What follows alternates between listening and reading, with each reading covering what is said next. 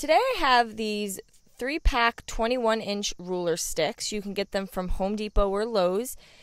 They come 3 in a pack for 98 cents. And I'm going to need 3 packs. So I need a total of 9 21-inch ruler sticks. And unfortunately, our local hardware store does not give these away for free. So 3 for 98 cents is not a bad price either. After I laid all 9 down, I have some scrap wood, and I'm going to glue that on the back side. So when I laid the ruler sticks down, I made sure that the numbers were facing up. And then I'm going to take a piece of wood that is the length of my board, and I'm going to glue one on the left and one on the right side, so that way all of the ruler sticks are now held together. And then I'm going to flip it over to the front side. I'm going to take my General Finishes gel stain. This color is Antique Walnut. The gel stain is oil-based. And a Gen foam brush, and I'm going to apply the gel stain to the entire front of the ruler sticks. Now this gel stain goes on very easily. It does not have an awful smell. And you're going to rub in the remaining with a paper towel. And I just love how this gel stain looks. I have 2 more pieces of wood. These are a 1-inch by 4-inch, and I did have to cut these. And I basically cut them to the length of my board. And if you do not have access to have wood cut, if you go to Home Depot or Lowe's, they will cut it for you. So you grab your 1 by 4-inch board, and you tell them what measurement you need it cut into. And it doesn't cost much to do this. So I'm going to place one of them on the left side. And I'm using the hot glue to adhere this.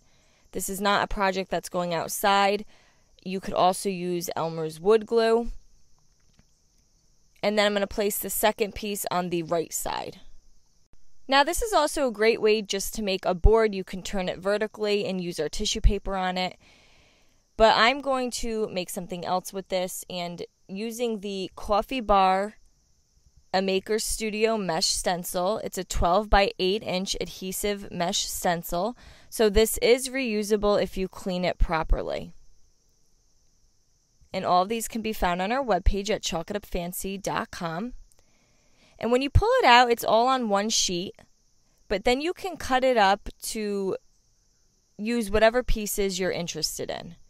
I'm going to be using the coffee bar section, and then the design at the bottom here is like a floral design with some coffee beans on it. So cute. So I cut that off. And today I'm going to be working with the Well I Declare Gel Art Ink. This is a white art ink, and that can also be found on our webpage. And I put a little bit on a plate. I'm going to put the adhesive stencil on the last ruler stick on the bottom. And then I just like to use blue painter's tape around the edges just so I can try to keep this as clean as possible. Now I have a silicone spreader. I find this is easy to work with. There's also plastic ones you can get. And you just want to basically spread the ink on top of the stencil and then lift it up. Now this stencil did not reach the width of my board, so I did have to clean it, let it dry, and then finish off my pattern. And there we go. Then I can lift up the blue painter's tape, and then I flipped my board around, and I did the same thing on the top paint stick as well. Now I'm going to take the coffee bar, Help Yourself, and I'm going to put that right in the center. Now before doing all of this, you want to make sure that your gel stain is fully dry. This will just help the stencil adhere better, and it will also keep your white without any staining.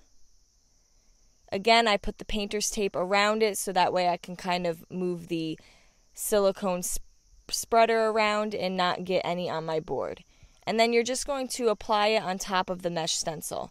Now you want to make sure you're putting enough on so that it's going through the screen of the stencil and onto your board.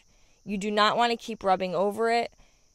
but make sure you put a good amount in your pressing as well.